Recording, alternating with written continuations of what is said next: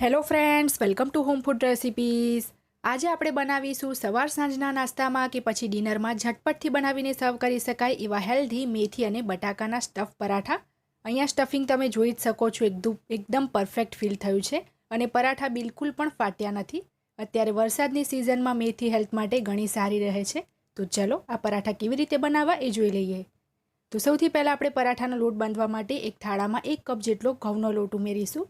હવે એમાં 1/4 કપ જેટલું આપણે બેસન ઉમેરીશું.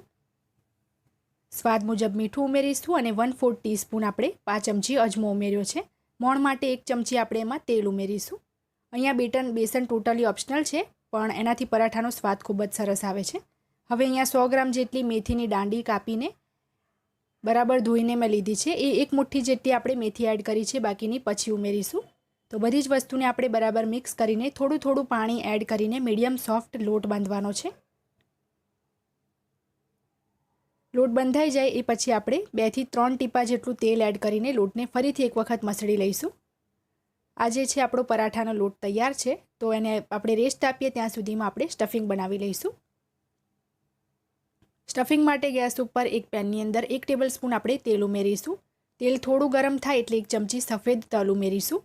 1/4 ટીસ્પૂન એટલે કે 5 ચમચી જીરું ઉમેરીશું અને 5 ચમચી જેટલી જ હિંગ ઉમેરીશું.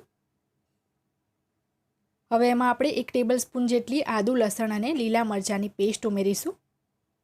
હવે આ બધી જ વસ્તુને આપણે બરાબર મિક્સ કરીને અડધી મિનિટ માટે ધીમા તાપે સાંતળી લેવાનું છે, જેથી મસાલામાં જે કચાશ હોય એ નીકળી જાય. એ પછી આપણે એની અંદર એક મીડિયમ સાઇઝનો બારીક કાપેલો કાંદો એડ કરીશું અને આ કાંદાને આપણે સોફ્ટ થાય ત્યાં સુધી 2-3 મિનિટ માટે શેકી લઈએ. 2 થી 3 મિનિટ શેક્યા પછી તમે જોઈ શકો છો કાંદા આપણા સરસ સોફ્ટ થઈ ગયા છે. તો હવે એમાં આપણે અડધો કપ જેટલા બારીક કાપેલા ફ્રેશ લીલા ધાણા ઉમેરીશું અને જે મેથી બાકી બચેલી હતી એ બધી જ આપણે એમાં એડ કરી દઈશું. સ્વાદ મુજબ એમાં આપણે મીઠું ઉમેરી દઈએ. હવે બરાબર મિક્સ કરી લઈશું અને બાકીના મસાલા પણ આપણે આ સ્ટેજ ઉપર જ ઉમેરી દઈએ. તો 1 ચમચી અહીંયા મેં ધાણા જીરું પાવડર એડ કર્યો છે. 1 ચમચી આપણે તીખું લાલ મરચું ઉમેરીશું. અડધી ચમચી એમાં આપણે હળદર ઉમેરી દઈએ. 1 ચમચી આપણે ખાંડ ઉમેરીશું, કારણ કે મેથીના પરાઠા છે તો કડવાશને બેલેન્સ કરવા થોડી ખાંડ ચોક્કસથી એડ કરવી. 1 ચમચી જેટલો અહીંયા મેં કિચન કિંગ મસાલો એડ કર્યો છે અને અડધી ચમચી આમચૂર પાવડર ઉમેરીશું. મીઠું આપણે પહેલાં જ એડ કરી દીધું છે બટાકાના ભાગનું પણ, તો હવે આપણે મીઠું ફરીથી એડ નહીં કરીએ. બધી જ વસ્તુને બરાબર મિક્સ કરીને આપણે 2 મિનિટ માટે શેકી લેવાનું છે, જેથી મસાલાનો કાચો સ્વાદ જતો રહે.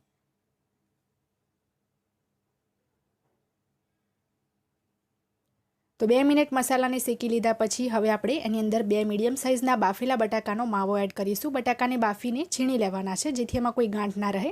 સાથે જ 1/3 કપ જેટલું છીણેલું પ્રોસેસ ચીઝ ઉમેરીશું. ચીઝથી આ પરાઠાનો સ્વાદ ખૂબ જ સરસ આવે છે, તમે ચાહો તો સ્કીપ કરી શકો છો.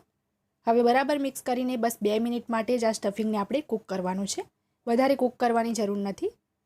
2 મિનિટ સ્ટફિંગને કૂક કર્યા પછી આપણે ગેસ બંધ કરી દઈશું અને આ સ્ટફિંગને આપણે હવે ટોટલી ઠંડુ કરી લેવાનું છે.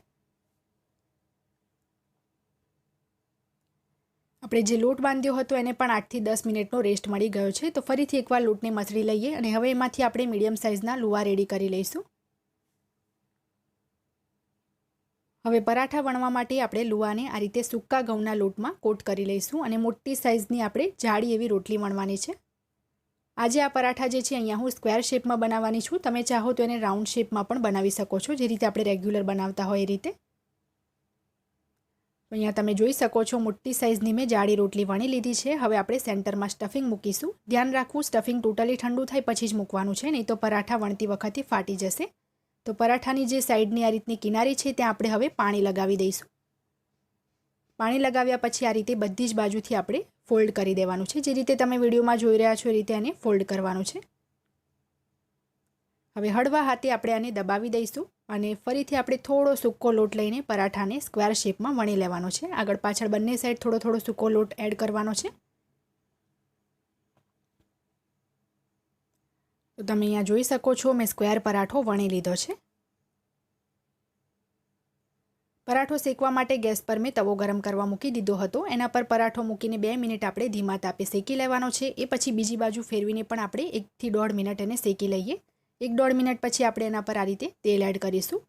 થોડું તેલ આપણે પરાઠાની જે સાઈડની કિનારી છે ત્યાં પણ એડ કરીશું અને હવે આપણે જ્યારેથી દબાવતા રહીને બંને બાજુથી ફેરવતા ફરાવતા સ્લો ટુ મીડિયમ ફ્લેમ પર આ પરાઠાને શેકી લેવાનો છે.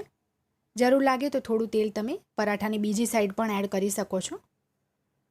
એક પરાઠો શેકાવામાં આશરે 5 થી 6 મિનિટનો સમય લાગી જશે સ્લો ટુ મીડિયમ ફ્લેમ પર.